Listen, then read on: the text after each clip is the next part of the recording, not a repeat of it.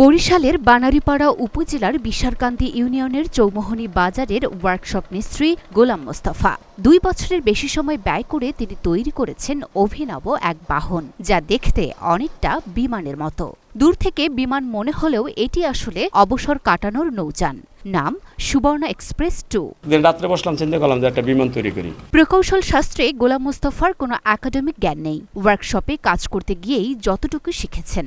লোহালক্করের সঙ্গেই তার বন্ধুত্ব প্রায় ২৭ বছরের। অজপাড়া গাঁয়ের এই মিস্ত্রি গতানুগতিক কাজে যখন হাঁপিয়ে ওঠেন, তখন নিজের মতো করে নতুন কিছু তৈরি করেন। কখনো কৃষকের জন্য, কখনো জেলের জন্য, কখনো নিছক আনন্দের জন্য। বিশারকান্দিতে গোলাম মোস্তফার চেয়ে মোস্তফা ফিটার বা ফাইন্ডার নামেই বিখ্যাত তিনি। ইঞ্জিনের দক্ষ মেকানিককে ফিটার বা ফাইন্ডার বলা হয়। আমার ফিটার বলে সবাই, আমি মূলত ইঞ্জিনিয়ার একজন। তাই ইঞ্জিনিয়ার বলতে তো ইঞ্জিনিয়ারিং মানে আমাদের যত ইঞ্জিন ছিল আগে, ইয়ানমার, টাস্টন, ডয়েস, কবুতর, জাপানি যত ইঞ্জিনে কাজ করতাম, যার কারণে এর জন্য ফিটার বলে।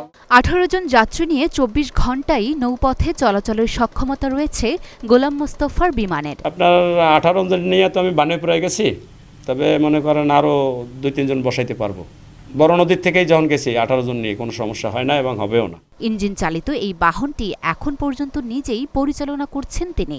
না, দুর্ঘটনার মতো তেমন না। সামনে যে পটেক আছে আর সাইডে যে পটেক আছে, যদি আমি ডালাটা বন্ধ করে দিই, যদি বৃষ্টি বা জ্বরের ডালাটা বন্ধ করি, তাহলে দেখা যাচ্ছে উপর থেকেও কোনো পানি পড়বে না। এবং আমার ২ সাইডে যে রাউন্ড আছে, সেই রাউন্ড পর্যন্ত কোনো তুফান ওঠার আগেই তো মনে করেন আমার সেফটিক আছে। এটা চালাইতে হলে প্র্যাকটিক্যাল তার কিছু চালাইতে হবে, না চালাইলে পারবে না।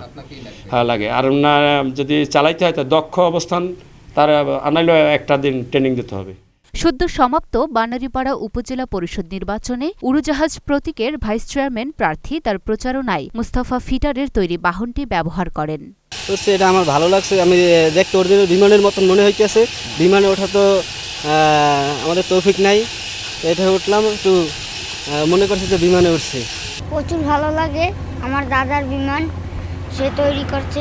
এই যে একটা বিমান তৈরি করছে, বিমান তৈরি করার উদ্দেশ্য হলো এই যে গ্রামের কিছু লোকজন আছে, যেমন বিমানে ওঠার মতো তৌফিক নাই, যেমন উঠতে পারে না, হ্যাঁ, এর জন্য আর কি একটা শখ নিয়ে আর কি এইটা বানানোর উদ্দেশ্যে সে গেছে এবং বানাইছে। আমরা ওইটা চড়ছি, না বেশ ভালোই আনন্দ লাগতেছে, ভালোই আনন্দ পাইছি আমরা। বাইশারী ইউনিয়নের ৫ নং ওয়ার্ডের ইউনিয়ন পরিষদের সদস্য নান্না তালুকদার বলেন, মরিচবুনিয়ার বাসিন্দা মোস্তফার বানানো নদীর বিমানটি এলাকায় খুবই জনপ্রিয়। মোস্তফা গ্রামের ছেলে হলেও তার মধ্যে উদ্ভাবনী প্রচেষ্টা আছে।